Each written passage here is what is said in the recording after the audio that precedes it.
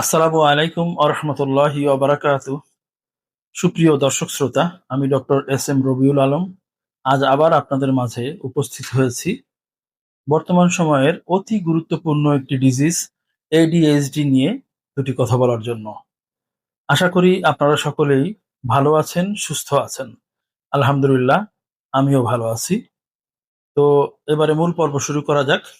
ADHD বা attention deficit hyper activity disorder, অর্থাৎ মনোযোগ ঘাটতি বা অতি সক্রিয়তা হলো একটি স্নায়ু বিকাশজনিত ব্যাধি, যা এক বা একাধিক লক্ষণ স্থায়ীভাবে প্রকাশ পাওয়ার মাধ্যমে চিহ্নিত হয়, যেমন ইনঅ্যাটেনশন বা অমনোযোগিতা, অর্থাৎ কোনো কাজে মনোযোগ ধরে রাখতে না পারা বা কোনো কাজে স্থির থাকতে না পারা।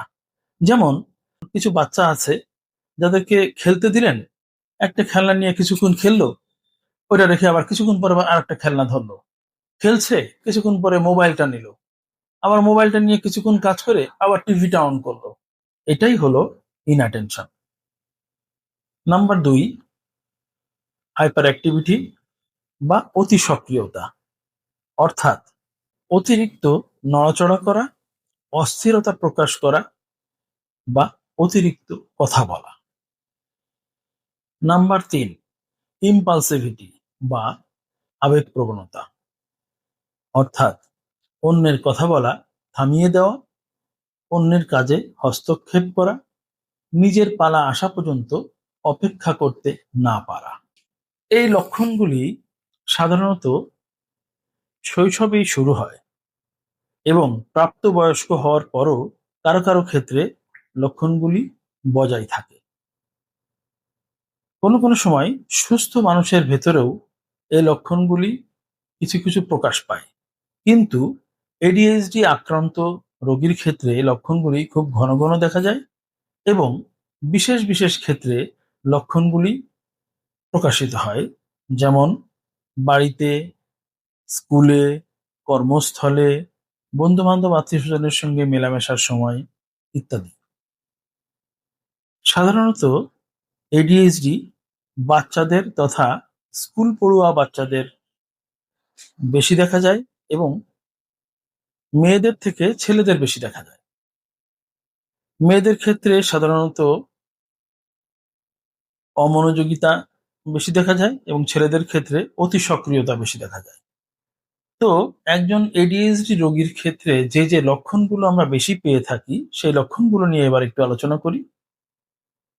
এটি হলো সবসময় কল্পনার জগতে ডুবে থাকা, অর্থাৎ রোগী সবসময় কি যেন কল্পনা করতে থাকে, কল্পনায় সে একটা জগৎ বানিয়ে ফেলে, সেই জগতেই সে বিচরণ করতে থাকে। প্রায়ই কোনো জিনিস কোথায় রাখা হয়েছে তা ভুলে যাওয়া বা হারিয়ে ফেলা, কোথায় সে কি রেখেছে, তার পেনটা কোথায় রেখেছে, খাতাটা কোথায় রেখেছে মনে থাকে না, হারিয়ে ফেলেছে, মনে করতে পারে না, এই সমস্যায় ভোগে। বিনা প্রয়োজনে নড়াচড়া করা এদিক ওদিক অথবা হাত পা নড়াচড়া করা, অতিরিক্ত কথা বলা, প্রলোভন প্রতিরোধ করতে কষ্ট হওয়া, অসাবধানতা বশত ভুল করা এবং অপ্রয়োজনীয় ঝুঁকি নেওয়া, নিজের পালা আসা পর্যন্ত অপেক্ষা করতে না পারা, অন্যের সঙ্গে মেলামেশা করতে কষ্ট হওয়া, কিছুটা ইন্ট্রোভার্ট টাইপের হয়ে যায় এরা। তো এখন আসি আমরা এডিএইচডির কারণ কি। অ্যাকচুয়ালি এডিএইচডির সঠিক কারণ এখনো নির্ণয় করা সম্ভব হয়নি, তবে জিনগত গবেষণায় পাওয়া গিয়েছে যে এডিএইচডি একটি বংশগত ব্যাধি এবং এই ব্যাধির প্রকাশিত হওয়ার জন্য যেসব পরিবেশগত ফ্যাক্টরগুলো দায়ী বলে মনে করা হয়, সেগুলো নিয়ে এখন একটু কথা বলবো।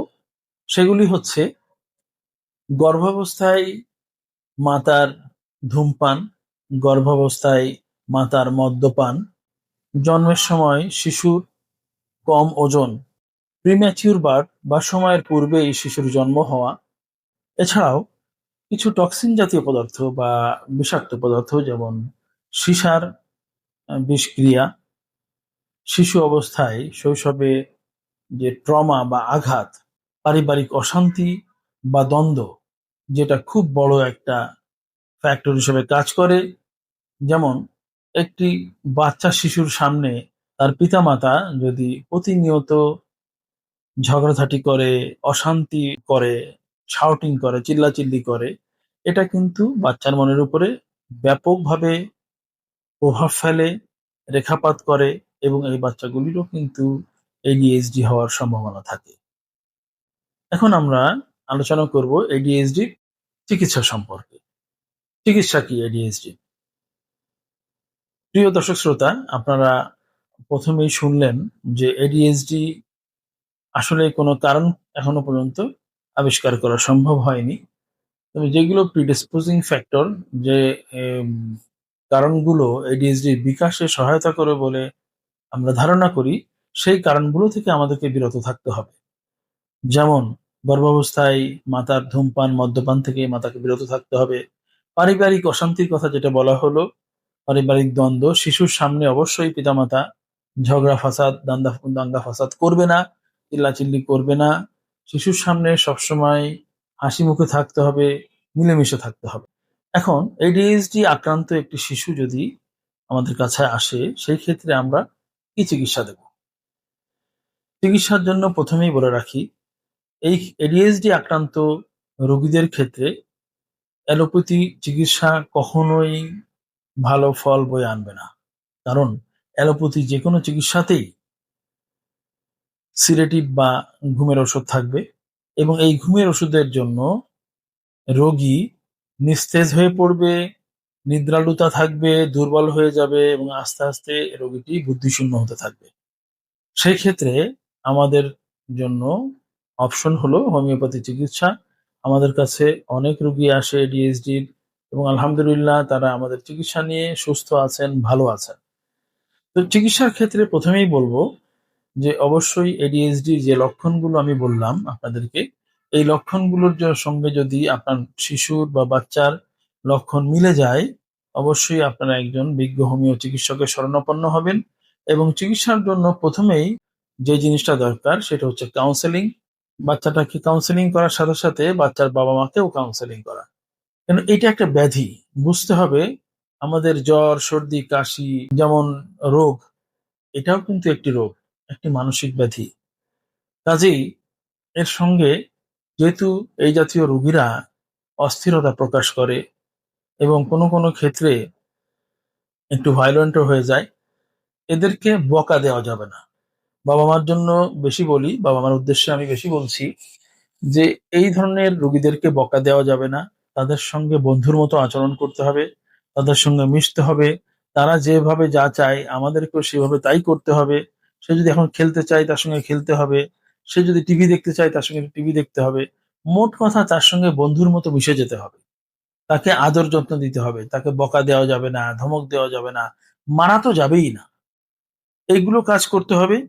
পাশাপাশি একজন বিজ্ঞ হোমিও চিকিৎসকের শরণাপন্ন হয়ে ওষুধ নিতে হবে। এবং এই ক্ষেত্রে আমাদের লক্ষণ ভিত্তিক কিছু ওষুধ রয়েছে যেগুলো খুব ভালো ফলাফল দিয়ে থাকে। তার মধ্যে একটি হলো থুজা, আরেকটি হলো ক্যালকেরিয়া ফস, এবং আরেকটি হলো হায়াসিয়ামস। লক্ষণ ভেদে এই ওষুধগুলোর মধ্যেই ADHD-র ওষুধ পাওয়া যাবে।